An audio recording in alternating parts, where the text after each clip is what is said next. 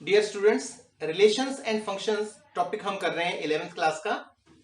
तो इससे पहले जो चीजें हमने डिस्कस की हैं, जैसे फर्स्ट चैप्टर में हमने सेट्स के बारे में पढ़ा, उसी पर बेस्ड आपका second chapter relations and functions है, जिसमें हमने फर्स्ट एक्सरसाइज में Cartesian product of two sets के बारे में पढ़ा। तो वहीं से हम आगे कंटिन्यू करेंगे, रिलेशंस की बात करेंगे आज के इस लेक्चर में हम। जैसे हमने पिछली एक्सरसाइज में पढ़ा कि Cartesian product of two sets क्या होता है। मान लीजिए यहाँ पर दो सेट्स आपको मैंने दिए हुए हैं, ए सेट जिसमें 4 एलिमेंट्स हैं और बी सेट में 7 एलिमेंट्स है, 1 से लेकर 7 तक नेचुरल नंबर्स। अब क्या है कि जब हम कार्टेशियन प्रोडक्ट की बात करते हैं तो उसमें क्या होता है कि ए क्रॉस बी जब हम करते हैं तो ऐसे पेयर्स या ऑर्डर्ड पेयर्स हम बना लेते हैं, जिसमें पहला एलिमेंट ए सेट का होता है, दूसरा एलिमेंट बी सेट का हम उठा के और उनके पेयर्स बनाते हैं और उन सभी पॉसिबल पेयर्स को एक सेट की फॉर्म में, एक सेट की शेप में लिख देते हैं, तो वो ए क्रॉस बी डिफाइन हो जाता है। जैसे यहां पर फर्स्ट सेट का एलिमेंट मैंने 1 लिया, सेकंड सेट के एलिमेंट्स के इसके साथ मैंने पेयर बनाए 1 1 1 2, 1 का 3 से 1 4 1 7 तक। इसी प्रकार से 2 का 1 से लेके 7 तक 7 पेयर्स बन जाएंगे। कुल मिला के 4 एलिमेंट्स इसमें और 7 एलिमेंट्स इसमें हैं। इस वजह से क्या होगा कि ये 4 गुना 7, क्योंकि हमने पीछे पढ़ा है ए सेट में जितने एलिमेंट्स हैं और बी सेट में जितने एलिमेंट्स हैं मल्टीप्लाई कर दीजिए, 4 गुना 7 28 एलिमेंट्स या 28 ऑर्डर्ड पेयर्स आ जाएंगे ए क्रॉस बी में। तो ये तो बात हो गई कार्टेशियन प्रोडक्ट की। अब इस सेट में से हम कुछ विशेष एलिमेंट्स, कुछ खास एलिमेंट्स यहां पर लिख रहे हैं। जैसे मैंने इसी सेट के 3 एलिमेंट्स यहां पर लिखे हैं, एक 1 2 लिखा है मैंने, एक 2 4 लिखा है और एक मैंने 3 6। ये 3 ऑर्डर्ड पेयर्स मैंने इसमें से उठा के यहां ले लिए। तो नेचुरल सी बात है कि ये R1 जो है ये ए क्रॉस बी का एक सबसेट बन गया। सबसेट आपने लास्ट चैप्टर में पढ़ा है। इसी प्रकार से R2 भी मैंने एक सबसेट लिया है ए क्रॉस बी का, क्योंकि इसमें भी मैंने इसी ए क्रॉस बी के कुछ एलिमेंट्स उठाए हैं, जैसे 1 3 ले लिया, 2 और 6 ले लिया। ठीक इसी प्रकार से R3 भी मैंने एक सबसेट ले लिया ए क्रॉस बी का। अब आप इन सबसेट्स को थोड़ा सा ध्यान से देखें तो इनके जो एलिमेंट्स हैं, इन एलिमेंट्स के जो 2 कंपोनेंट्स आपको नजर आ रहे हैं, एक फर्स्ट और एक सेकंड, इनमें आपस में कुछ ना कुछ विशेष रिलेशन है। देखिए 1 2 2 4 3 6। हो सकता है कि इसको देखते ही आपके माइंड में वो रूल आ गया हो जिसके अंडर ये काम कर रहा है। रूल क्या है? देखिए इसको हम यहां डायग्राम में एक्सप्रेस करके दिखाते हैं। 1 का 2 के साथ पेयर है, 2 का पेयर 4 के साथ बना हुआ है, 3 का 6 के साथ। तो यहां देखिए कि इन पेयर्स में जो एलिमेंट्स हैं फर्स्ट और सेकंड, उनका आपस में क्या रिलेशन नजर आ रहा है? 1 का डबल 2, 2 का डबल 4, 3 का डबल 6। तो अगर हम इस चीज को सेट बिल्डर फॉर्म में लिखना चाहें तो हम लिख सकते हैं कि this is the set of all x y where x belongs to set A and y belongs to set B। ये तो इसी चीज से क्लियर हो रहा है कि ये इसका सबसेट है, मींस जो पहला एलिमेंट है वो A सेट से बिलोंग करता है और दूसरा एलिमेंट जो है वो B सेट से बिलोंग करता है। लेकिन इनमें रिलेशन क्या है आपस में? आपस में रिलेशन इनका ये है कि जो y है सेकेंड वाला एलिमेंट, वो फर्स्ट एलिमेंट का डबल है, मतलब y is equal to 2x। कुछ इस प्रकार का आपस में इनका रिलेशन बन गया। इसी प्रकार इस सेट को अगर मैं सेट बिल्डर फॉर्म में लिखूं तो इसको लिखा जाएगा set of x y where x belongs to the first set A and y belongs to the second set B। And यहां देखिए 1 का 3 के साथ पेयर बना है, 2 का 6 के साथ। यहां भी कुछ वैसा ही रिलेशन दिख रहा है कि इसका ट्रिपल ये है और इसका ट्रिपल या 3 गुना ये है। तो हम कह सकते हैं कि जो y एलिमेंट है वो x का 3 गुना है, y is equal to 3x। ठीक इसी प्रकार से तीसरे की अगर हम बात करें तो ये देखिए 1 1 2 4, 1 का 1 से रिलेशन और 2 का 4 से रिलेशन क्या हो सकता है? यहां आपकी कॉमन सेंस काम करेगी कि आप इसको किस तरीके से सोचते हैं। तो यहां दिखाई दे रहा है कि इसका स्क्वायर ये है और इसका स्क्वायर ये है, मतलब फर्स्ट एलिमेंट का स्क्वायर है सेकंड एलिमेंट। तो यहां हम इसको भी इस प्रकार से डिफाइन कर सकते हैं कि this is the set of all x y where x belongs to A, y belongs to B and y is the square of x. तो ये सभी जो सेट्स हमने बनाए हैं, इन सभी सेट्स के जो एलिमेंट्स हैं या ऑर्डर्ड पेयर्स जो इसमें हैं, उनका आपस में कोई विशेष रिलेशन है। हर एलिमेंट का ये रिलेशन नहीं हो सकता। आप जैसे 1 का डबल 2 है, 2 का डबल 4 है, 3 का डबल 6 है, अगर यही रिलेशन हम 3 और 7 के बीच में स्टैब्लिश करना चाहें तो वो नहीं हो पाएगा। मींस एक खास रिलेशन या एक पर्टिकुलर उनका लिंक हो फर्स्ट एलिमेंट का सेकंड एलिमेंट से, तो ऐसे ऑर्डर्ड पेयर्स का जो एक सेट बनेगा वो इस पूरे सेट का सबसेट होगा और उस सेट को हम रिलेशन का नाम देते हैं। तो यहां हम रिलेशन को किस प्रकार से डिफाइन कर सकते हैं, आपकी बुक में डेफिनेशन नंबर 2 दी हुई है, जिसमें लिखा है कि a relation R from a non empty set A to a non empty set B is a subset of Cartesian product of A cross B. जो रिलेशन है वो इस ए क्रॉस बी का कोई सबसेट होगा and that subset is derived bye describing A relationship between the first element and second element of the ordered pairs of A cross B। इसको मैं आपको सीधी भाषा में बता दूं कि रिलेशन जो है वो इस कार्टेशियन प्रोडक्ट का सबसेट होगा, जैसे कि ये हो गया, ये हो गया, ये हो गया, इस प्रकार का सबसेट होगा। और वो सबसेट इस प्रकार का होगा कि उसमें जो ऑर्डर्ड पेयर्स आ रहे हैं उनके फर्स्ट एलिमेंट का सेकेंड एलिमेंट से कुछ ना कुछ विशेष रिलेशन होगा। तो ऐसे सबसेट को हम रिलेशन बोलते हैं। Relation from A to B। इसको शॉर्ट में लिखना हो तो हम ये लिख सकते हैं कि R from A to B। अब इस चीज को थोड़ा सा और क्लियरली समझाने के लिए मैं एक एग्जांपल ले रहा हूं।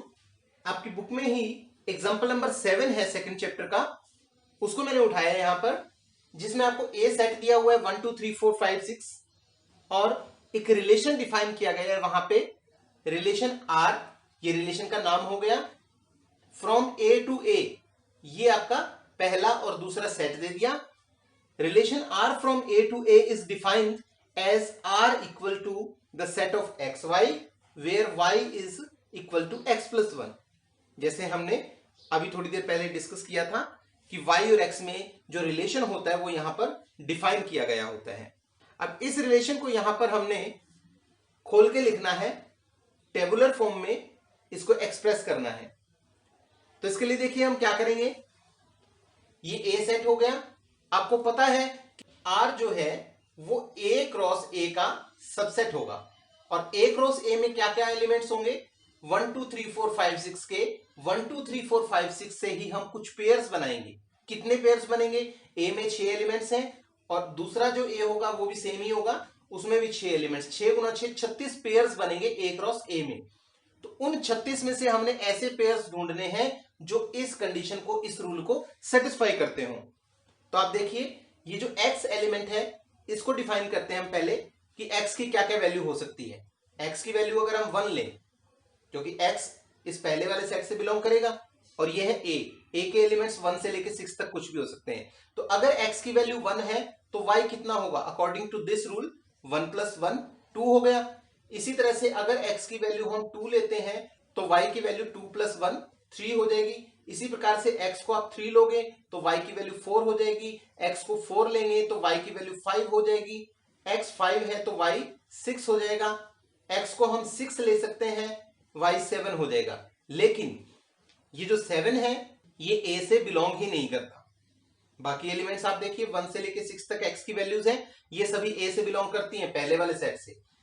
y की जो वैल्यूज है 2 3 4 5 6 7 आ रही है इसकी वजह से, लेकिन उनमें से जो 7 है वो इस a सेट से, जो सेकंड वाला पार्ट है हमारा, उससे बिलोंग नहीं कर रही। तो इसका मतलब हम इस पेयर को छोड़ के बाकी जो पेयर्स बच गए वो यहां पर लिख देंगे कि r क्या बना, 1 का 2 से पेयर बन गया, 2 का 3 से बन गया, 3 का 4 से बन गया, इसी प्रकार से 4 5 और लास्ट 5 6। ये हमने रिलेशन R को टेबुलर फॉर्म में एक्सपेंड करके लिख दिया। अब इसी को कहा गया है कि इसको आप एरो डायग्राम से भी रिप्रेजेंट करें। तो एरो डायग्राम वाली जो बात है वो बहुत ही आसान है। देखिए, एक सेट यहां और एक सेट यहां हम शो कर देंगे।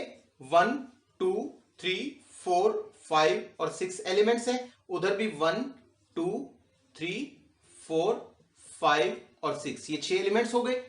अब देखिए 1 का पेयर 2 से बन रहा है, तो आप 1 को 2 से ज्वाइन कर दें, 2 को 3 से, 3 का 4 से, 4 का 5 से और 5 का 6 से। इस तरह से आप इनको ज्वाइन करके, और ये एरो डायग्राम इस चीज का बन गया। अब इस एग्जांपल नंबर 7 का आप सेकंड पार्ट देखेंगे तो उसमें 3 चीजें पूछी गई हैं, डोमेन, कोडोमेन और रेंज। इस तरह से करके 3 चीजें आपसे पूछी गई हैं, वो मैंने अभी तक आपसे डिस्कस नहीं की है, तो उनको हम यहां डिस्कस करते हैं। देखिए, आर मान लीजिए कोई भी रिलेशन है ए से बी सेट का, defined as R is the set of x y where x belongs to A, first set से बिलोंग करता है, और वाई जो है वो सेकंड सेट से बिलोंग करता है। और यहां पर हमने वो रूल लिख देना है जिस रूल के अंडर एक्स और वाई एक दूसरे से लिंक हैं या जुड़े हुए हैं।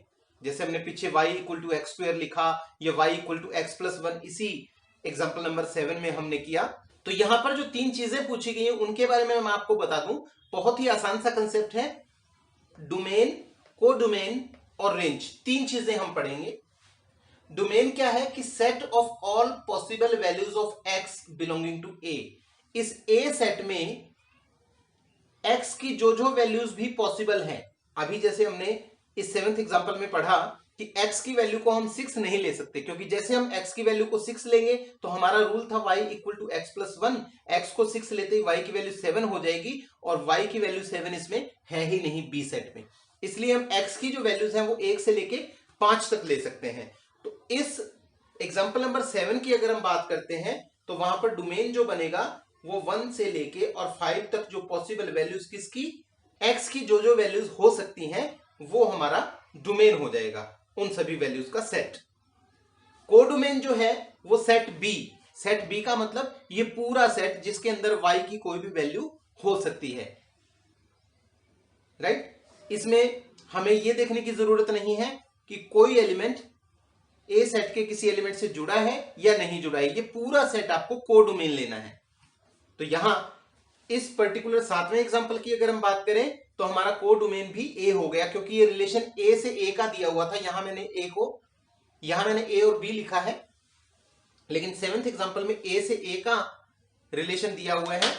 तीसरा हम बात करते हैं रेंज के बारे में। रेंज क्या है, set of all possible values of Y belonging to B. इस बी सेट के अंदर या जो सेकंड सेट जो भी होगा उसमें वाई की जो वैल्यूज पॉसिबल हैं, कौन सी वैल्यूज, जो किसी ना किसी ए के एलिमेंट से जुड़ी हुई हैं, रिलेटेड हैं, उन वैल्यूज का जो सेट होगा वो क्या कहलाएगा, रेंज कहलाएगा। तो यहां पर हम 7th एग्जांपल में रेंज को डिफाइन करें तो रेंज क्या होगी, यहां पर 2 3 4 5 6 ये एलिमेंट्स, क्योंकि 1 जो है वो y की वैल्यू नहीं हो सकती। अगर आप करके भी देखें, y की वैल्यू 1 रखेंगे तो यहां पर x की वैल्यू 0 बन जाएगी, और x की वैल्यू 0 यहां पॉसिबल ही नहीं है क्योंकि इसमें 0 एलिमेंट ही नहीं है। दैट मीन्स कि y की जो वैल्यूज पॉसिबल है वो 2 3 4 5 और 6 हैं। तो ये रेंज का कंसेप्ट हो गया। अगर आप इसको प्योरली इस डायग्राम से समझना चाहें तो सीधा सा तरीका है, डोमेन में केवल वो एलिमेंट्स आएंगे जो ए सेट से बिलोंग करते हैं और बी के किसी ना किसी एलिमेंट से जुड़े हुए हैं। 1 2 3 4 5 6 किसी से जुड़ा हुआ नहीं है तो 6 को हम डोमेन में नहीं लेंगे, और इसी प्रकार से इधर से 1 को हम रेंज में नहीं लेंगे। रेंज में हम सिर्फ उन्हीं एलिमेंट्स को लेंगे जो बी सेट से दूसरे सेट से बिलोंग करते हैं और ए के किसी ना किसी एक एलिमेंट से वो जुड़े हुए हैं। जो बीच वाली चीज कोडोमेन है, इसमें आपको कुछ भी सोचने की जरूरत नहीं है। जो सेकंड सेट है वो पूरा का पूरा कोडोमेन है। कई बार एक कंफ्यूजन भी पैदा होता है कोडोमेन और रेंज के बीच में, तो आप इस रूल को ध्यान रखिए कि कोडोमेन में तो सेकंड सेट पूरा आएगा और रेंज में केवल वही एलिमेंट्स आएंगे जो ए के किसी ना किसी एलिमेंट से कनेक्टेड हैं, जुड़े हुए हैं। अब इसमें एक और आपको काम की बात बता दूं कि ए सेट के कुछ एलिमेंट्स डोमेन में है और बी सेट के कुछ एलिमेंट्स रेंज में है। तो जो डोमेन वाले एलिमेंट्स हैं, इन एलिमेंट्स को हम प्री इमेज बोलते हैं। जो एक्स की वैल्यूज हैं उनको हम प्री इमेज बोलते हैं, और x वाले एलिमेंट्स के कोरस्पोंडिंग वैल्यूज है, जैसे 1 के कोरस्पोंडिंग 2 है, 2 के कोरस्पोंडिंग 3 है, इन वैल्यूज को हम बोलते हैं इमेज। ये प्री इमेजेस हैं और ये इधर वाली जो है ये इन प्री इमेजेस की इमेज है। इमेज शब्द को अगर हम हिंदी में ट्रांसलेट करें तो उसका अर्थ है परछाई या प्रतिबिंब। जैसे हम शीशे के सामने खड़े होते हैं तो हमें हमारी इमेज दिखाई देती है, परछाई या प्रतिबिंब दिखाई देता है। तो एग्जैक्टली वही चीज यहां पर है, बीच में एक मिरर लगा हुआ है, शीशा लगा हुआ है और इधर रियल जो चीज है वो पड़ी है, ऑब्जेक्ट पड़ा है और इधर इसकी इमेज या प्रतिबिंब बन रहा है। 1 का प्रतिबिंब या 1 की इमेज 2 है, 2 की इमेज 3 है, 3 की इमेज 4 है और 4 की प्री इमेज 3 है, 5 की प्री इमेज 4 है। ये प्री इमेजेस है और ये इमेजेस है। ये कंसेप्ट आप ध्यान रखिएगा।